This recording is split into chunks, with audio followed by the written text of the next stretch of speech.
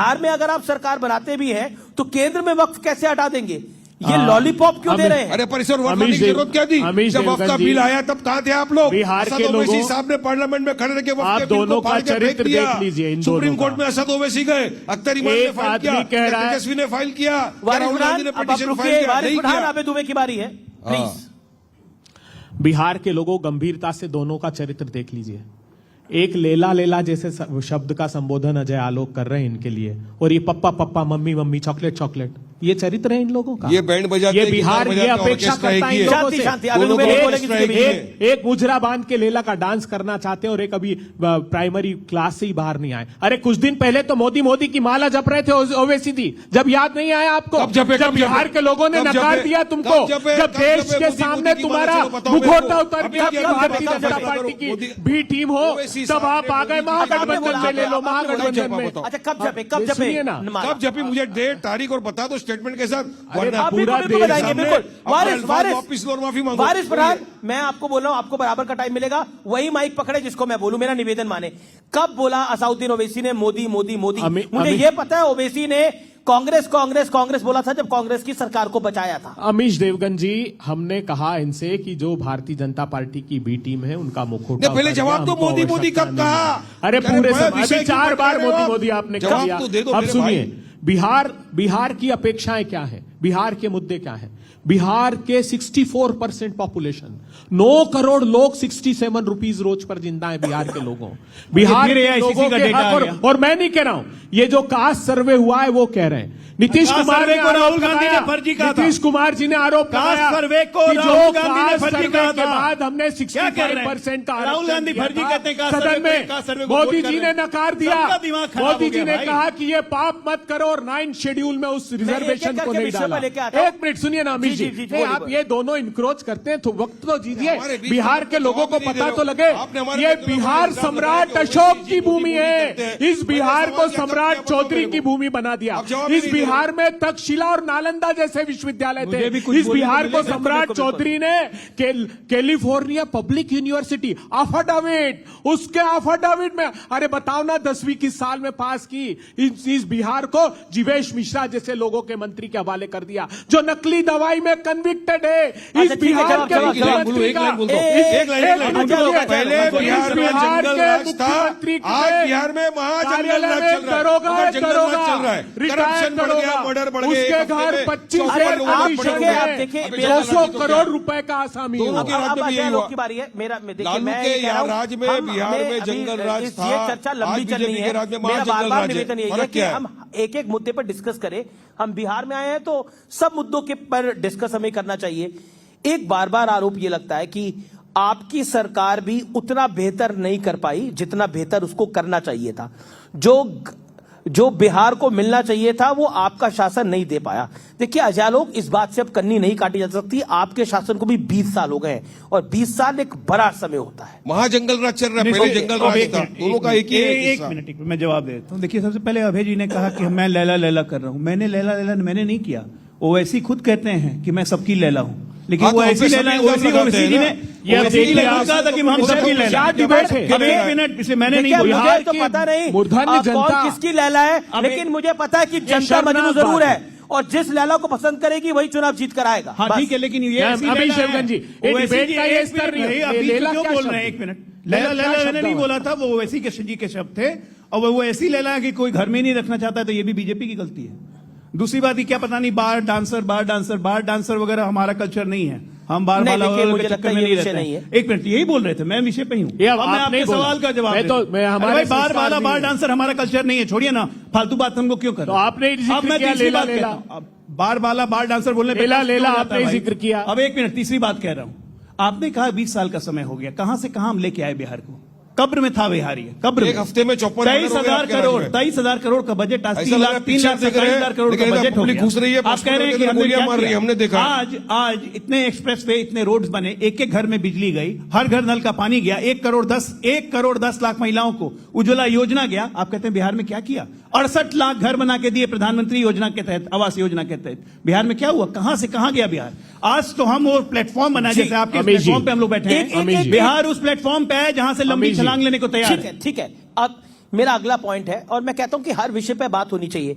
राहुल गांधी जी को आपने जननायक बता दिया, बीजेपी कह रही है ये खलनायक है, जेडीयू कह रही है कि नीतीश कुमार जनसेवक है।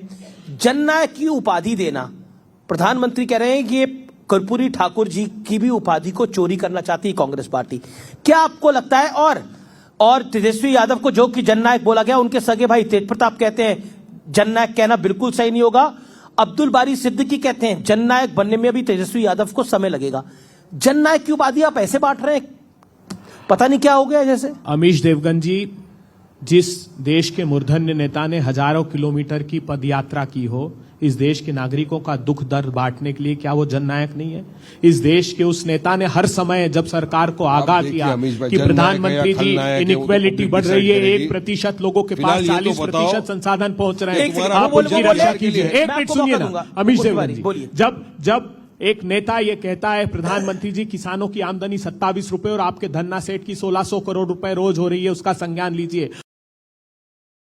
कोविड की महामारी में वो अवगत कराता है प्रधानमंत्री जी को। वो कहता है कि इस देश की जो बैकबोन एमएसएमई है वो कोलैप्स हो रहा है। प्रधानमंत्री जी, आप मुट्ठी भर सिर्फ 5 लोगों के हाथ में मोनोपोली स्टेब्लिश कर रहे हैं, तो वो जननायक की उपाधि पाने लायक है? मैं गंभीर सवाल खड़ा करता हूं। आप कह रहे हैं वो जननायक की उपाधि, क्या कर्पूरी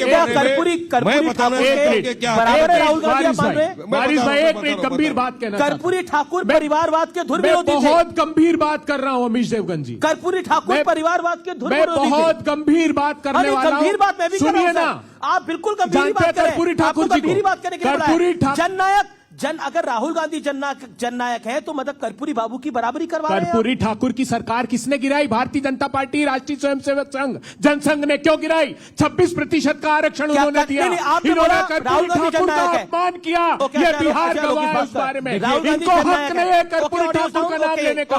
कर्पूरी ठाकुर के अमीश देवगन जी, कर्पूरी ठाकुर, आप सच सुनना नहीं चाहते, आप सच सुनना नहीं चाहते अमीश देवगन जी। कर्पूरी ठाकुर जी के स्वप्न को चूर चूर किया आपने सवाल कर्पूरी ठाकुर जी ने के रिजर्वेशन के स्वप्न को चूर किया। उन्होंने कहा कि समाज के अंतिम पंक्ति में खड़े हुए लोगों को राहुल को कौन पूछेगा? यही तो बात राहुल गांधी जी कह रहे थे। राहुल गांधी जी क्या कह रहे थे? तेजस्वी यादव से अगर राहुल गांधी को ये लोग जननायक बोलते हैं तो आपको आपत्ति क्या है? मैं बता रहा हूँ, जेडीयू को आपत्ति क्या है? मैं बता रहा हूँ। आपके नेता कहते हैं खलनायक है। अरे भाई, जो खलनायक है उनको तकलीफ। मैं बता रहा हूँ क्या आपत्ति है। आप तेजस्वी यादव से लालू का नाम हटा लीजिए, तेजस्वी को कौन पूछेगा? उनका बड़ा भाई नहीं पूछ रहा है, पहली बात।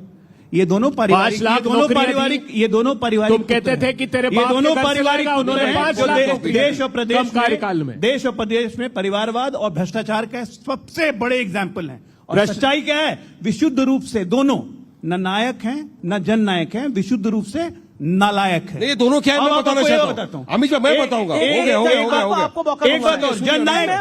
जननायक में राहुल गांधी को जरूर मानता हूं, लेकिन देश विरोधियों का, पाकिस्तान के प्रेमियों का, ये पाकिस्तान के जननायक है। मेरी तो सलाह है, पाकिस्तान में जिस तरह से राहुल गांधी जी के तालिबानियों के तलवे चाहते यहाँ पे तो हारते सिकुड़ते कांग्रेस। सुनिए, अच्छा आप बड़ी क्षेत्रीय पार्टी मुख्यमंत्री, एक उप मुख्यमंत्री मुसलमान होना चाहिए। देखिए वही है ना। और इन्होंने तो पिछड़े से भी इन्होंने तो मुकेश सहनी को उप मुख्यमंत्री बनाया है। देखिए सुनिए, वही तो बता रहा हूँ, नायक जननायक की बात हो रही है, मगर असल में तो सब ये खलनायक है। वो तो पूरा देश देख रहा है।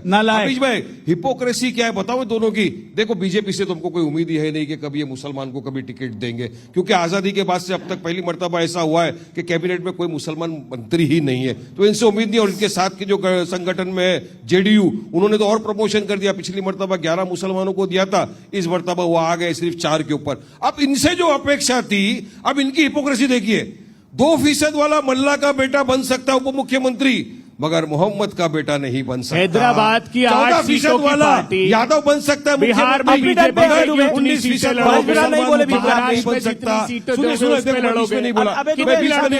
आंध्रा में इंपॉर्टेंट बात बोलना चाह रहा हूँ। 19% वाला मुसलमान क्यों नहीं बन सकता? तुम उनका प्रतिनिधित्व करते ही नहीं हो। मुख्यमंत्री क्यों नहीं बन सकता? मुसलमान के हक को दबाते हो। क्या 19% वाले को अधिकार नहीं है? इसीलिए बोलते हैं हिस्सेदारी की लड़ाई है, बराबरी की लड़ाई है, हक की लड़ाई है, न्याय की लड़ाई है, करप्शन खत्म करने की लड़ाई है। क्या मुसलमानों को अधिकार नहीं है? अमीश भाई, बीजेपी की देखो बीच में बोल के फायदा नहीं है। सवाल का जवाब दीजिए। नहीं, बीच में पहले सवाल तो नहीं, मेरे को पता है आपको 19% में कोई मुसलमान नहीं दिखा जो बिहार का मुख्यमंत्री बन सकता है।